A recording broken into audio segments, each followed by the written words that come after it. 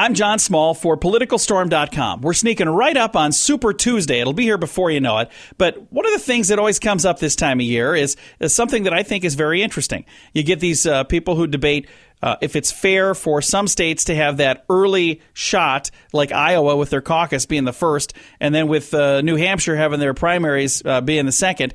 Because what happens is those early results make a huge impact on how many candidates actually stay in the race, and it raises the question, which states truly deserve the top spot in the primaries? Well, the personal finance website WalletHub decided to do a little research, and they've released their 2016 Electorate Representation Index. You ready for this? To determine which states fairly represent the U.S. electorate, WalletHub's analysts compared the 50 U.S. states to the entire U.S. as a whole, across 5 different categories: sociodemographic, economic, education, religion, and public opinion. And interesting things that they found. So which state represents what the U.S. represents the most? Well, we'll break it down and we'll look at different categories. The states that most resemble the U.S. overall, number 10 on the list is Virginia.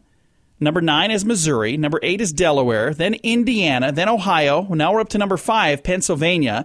Number 4 is Arizona. Number 3 is Michigan. Number 2 is Florida. And the number 1 state that most represents, as far as like the overall resemblance of the U.S., Illinois. Didn't see that one coming, did you? Neither did I. How about the states that least resemble? Maine, Tennessee, Arkansas. Number 44 on the list is New Hampshire. Didn't they just have a primary? They did, but they least resemble the U.S. Then we get to Utah, number 45, Massachusetts, 46, Alabama, 47, West Virginia, 48, Mississippi, 49, and the state that is least like the United States is Vermont. That kind of surprises me, too. Good news, at least Iowa wasn't in there since they are the first one. Now let's take a look at the states with the most economic resemblance to the United States. We'll just do the top 3. Number 1, Illinois. Number 2, Pennsylvania. Number 3, Texas. Now let's look at the bottom 3. As far as economic resemblance to the United States, Wyoming, Maryland, and the dead last is Alaska when it comes to the economic resemblance of the overall U.S. of A. That could be good or bad. Now let's compare based on education. Now this doesn't mean the most educated states. What this means is which states resemble the U.S. the most when it comes to education. Number 3 on the list, Illinois. Number 2, Georgia. And number 1, North Carolina. Now, which ones are the least? Number 48, Massachusetts. Number 49, Utah. And number 50, West Virginia. How about when it comes to religion? Which states resemble the overall U.S. the best? Number 3 is Indiana. Number 2 is Michigan. Number 1, which represents the United States as a whole the best, is Florida. Now let's take a look at the least resemblance when it comes to religion. Massachusetts, 48. Mississippi, 49, and Alabama comes in dead last at number 50. And our final category, when we take a look at the snapshot here of the states that most resemble the public opinion of the United States. Number 5 on the list. We got to do number 5 because Iowa finally shows up. Can remember they're the first ones with the Iowa caucus? Well, they're number 5 when it comes to public opinion. But guess who snuck in right before them? We've mentioned him a few times now. Illinois is number 4. Number 3 is Pennsylvania. Number 2 is Florida. And the number 1 state, which the overall public opinion of the state represents the overall public opinion of the U.S. the most, is Michigan. Again, I did not see that one coming. How about states with the least public opinion resemblance to the U.S.?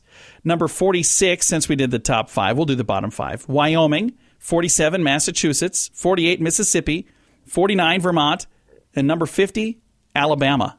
If you want to see the full report, they've got it at WalletHub, but I think we kind of just went through all of it for you right there. And it's amazing when you take a look at how the different states stack up to the United States, and it just makes you kind of scratch your head and go, why do we do the Iowa caucus first again?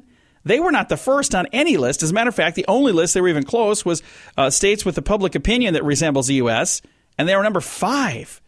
So as I look, I'm going to tell you the states that the different categories. Michigan was number 1, Florida was number 1, North Carolina was number 1, and then in 2 other categories, Illinois was number 1. And then the overall, when you compare it all together, Illinois. So they got 3 number 1s. So with that, am I saying that we should have Illinois be the first ones? I'm not saying that at all. As a matter of fact, I'm going to say it works the system's apparently not broken, or if it was, we would fix it. But at least now we can go into this knowing that the states that are choosing are not necessarily the states that everybody else is represented by. So when you see that these certain people win certain states and you go, that doesn't make any sense, now maybe it makes more sense. All right. For politicalstorm.com, I'm John Small.